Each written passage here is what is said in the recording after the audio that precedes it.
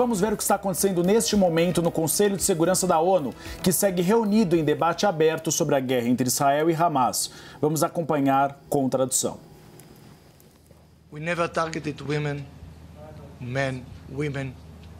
As mulheres, homens, crianças, civis nunca foram os alvos. Somente estamos visando os terroristas do Hamas. Temos tempo para mais 2 perguntas somente.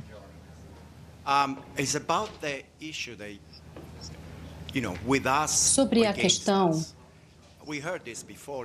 que é conosco ou contra nós. Nós ouvimos isso no passado e isso não funcionou.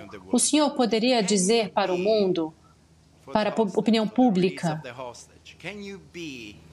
no caso da liberação dos reféns,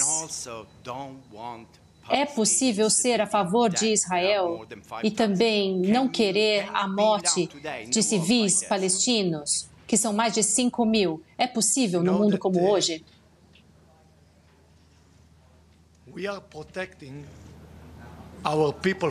Bem, nós estamos protegendo nosso povo de foguetes. O Hamas está usando pessoas para proteger seus foguetes. Nós demos alertas, notificações com antecedência para não machucar civis. Isso não é o nosso valor. Mas o Hamas são os novos nazistas. É isso.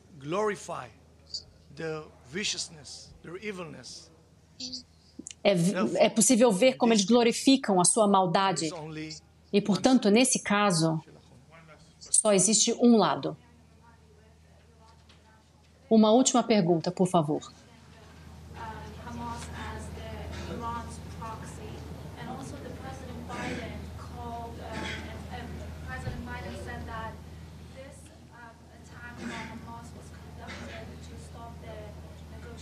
Process for normalization of relationship between Arab countries and Israel. O processo de negociação para a normalização entre os países árabes e Israel.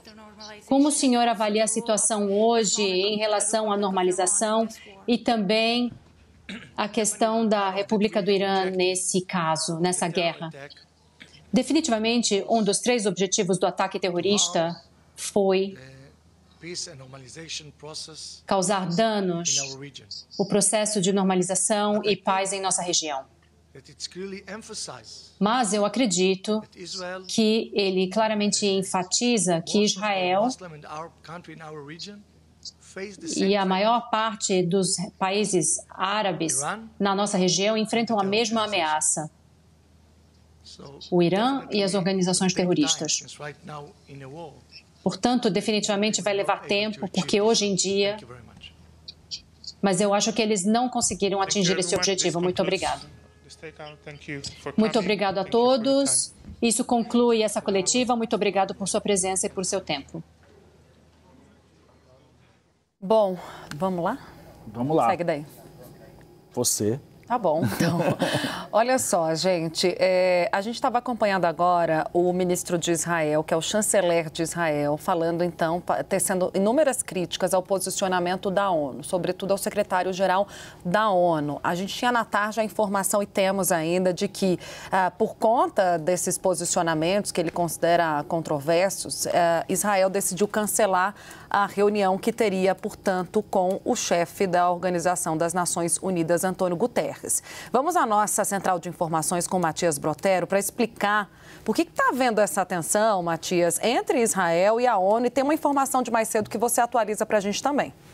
Isso mesmo, Tainá. Olá, Uribe. Olá a todos também que estão nos acompanhando. Antes dessa coletiva que a gente acabou de mostrar ao vivo aqui na CNN, traduzindo simultaneamente, o ministro das Relações Exteriores de Israel, Eli Cohen, havia dito que não se reuniria com o secretário-geral da ONU, Antônio Guterres.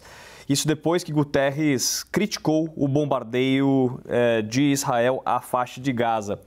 Então, essa crítica foi pelas redes sociais. Na verdade, esse cancelamento das reuniões, esse anúncio foi pelas redes sociais. Ele escreveu o seguinte, a gente está falando aqui de Eli Cohen, tá? Ele falou o seguinte: não me reunirei com o secretário-geral da ONU. Após o massacre de 7 de outubro, não há lugar para uma abordagem equilibrada. O Hamas deve ser apagado da face do planeta.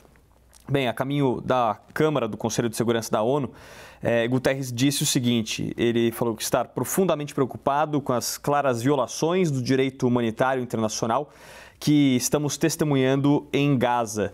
Guterres ainda falou o seguinte: proteger os civis não significa ordenar que mais de 1 milhão de pessoas evacuem para o sul, onde não há abrigo, nem comida, nem água, nem medicamentos, nem combustível, e depois continuar a bombardear o próprio sul. Essa é a fala do Guterres a caminho, né, do local onde ele iria no Conselho de Segurança da ONU. Guterres ainda segue: deixe-me ser claro, nenhuma parte num conflito armado está acima do direito humanitário internacional.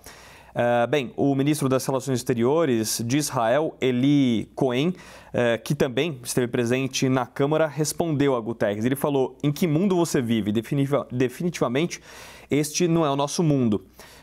Mais cedo, o embaixador de Israel nas Nações Unidas, e nós mostramos aqui na CNN, o Gilad Erdan, pediu a Guterres que renunciasse imediatamente após esses comentários. Ele escreveu nas redes sociais que Guterres não estaria apto para liderar a ONU. Então, nesse sentido que a gente vem acompanhando essas últimas falas de Cohen no Conselho de Segurança da ONU, como a gente transmitiu simultaneamente há pouco. E as nossas equipes estão posicionadas, a Mariana Jangiacomo está lá perto, está por lá também. Ela até levantou algumas outras falas muito importantes do ministro das Relações Exteriores de Israel, confirmando, né, o cancelamento dessa reunião com Guterres, porque ele disse que não há dois lados nessa história. E ele falou o seguinte: estamos lutando por Israel, mas também estamos lutando por todo mundo livre. Além disso, o Oeste, né, quando ele fala Oeste, ele está se referindo ao Ocidente, será o próximo e faremos tudo o que pudermos para eliminar o Hamas. Então é nesse sentido, Tainá e Uribe, de que o ministro das Relações Exteriores de Israel se recusa, cancela o encontro com o chefe da ONU. Volto com vocês. Obrigado, Matias Brotero. Vou chamar o Vitélio Brustolin, professor de Harvard. Vitélio, até que ponto esse tipo de discurso contra Guterres é para inglês ver, é para jogar para a torcida, ou de fato há um apoio na Organização das Nações Unidas para a saída de Guterres? Uribe, o secretário-geral da ONU, ele é escolhido em portas fechadas no Conselho de Segurança, mais uma vez o órgão mais forte da ONU, e aí o Conselho de Segurança manda essa indicação para a Assembleia Geral votar, e a Assembleia Geral tem que aprovar o nome dessa pessoa com maioria absoluta, ou seja, metade mais um. O Guterres está no segundo mandato, né? Começou em 2022, o mandato dele vai até 2026, ele é português. A ONU estimula, né, que os países indiquem candidatos, não existem regras muito claras para isso, inclusive a Carta da ONU apenas diz: olha, o secretário-geral será escolhido pela Assembleia Geral mediante indicação do Conselho de Segurança. Na prática, isso é uma declaração política, uma declaração muito forte, né, contra o Guterres. Agora, eu queria ressaltar aqui os pontos dos crimes de guerra, porque, veja só, existe uma questão técnica aqui. O Hamas não representa a população da Palestina, né? Isso foi dito por vários líderes mundiais, inclusive pelo próprio líder da Autoridade Palestina, o Mahmoud Abbas. Hoje foi repetido pelo presidente da França, Emmanuel Macron, vocês mostraram há pouco. Por que isso é relevante? Porque o Estado da Palestina, assim chamado desde 2013 e reconhecido por 139 dos 193 países da ONU, é signatário do Tratado do Tribunal Penal Internacional. Ou seja, ele pode, né, as pessoas podem ser julgadas por crimes de guerra. Se o Hamas representa a Palestina, o Estado palestino tem que ser responsabilizado pelas ações do Hamas. Isso é direito internacional. Ao mesmo tempo, Israel é signatário das convenções de Genebra, né, de 1949, que tiveram emendas em 1977. Então, Israel também tem que respeitar o direito internacional e não cometer crimes de guerra. E aqui, só para finalizar, o que é uma situação muito complicada, né? Israel diz que o Hamas usa reféns e a população para se defender, né?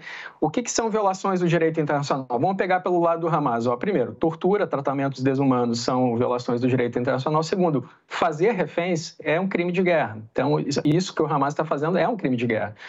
Cometer violação à escravidão sexual. Há vários relatos de estupros promovidos por terroristas do Hamas. Do lado de Israel, né, o próprio Guterres criticou, né, ordenar deslocamentos forçados do norte para o sul. Isso é contra o direito internacional. 1.100.000 pessoas foram deslocadas, né? Impediu o ingresso de ajuda humanitária. Nesse momento, tem autorização para o ingresso de ajuda humanitária, né? Ainda limitada, mas durante muito tempo ficou sem. E o mais relevante nesse caso, que é o ataque intencional à população civil. E aqui é muito controverso, porque tem que ser demonstrado, por exemplo, quando você atinge uma mesquita, que naquela mesquita havia uma guarnição de terroristas, por exemplo, que havia um objetivo militar ali e que aquele ataque não foi simplesmente para atacar uma mesquita, uma escola, uma instalação civil, Tainá e Uribe.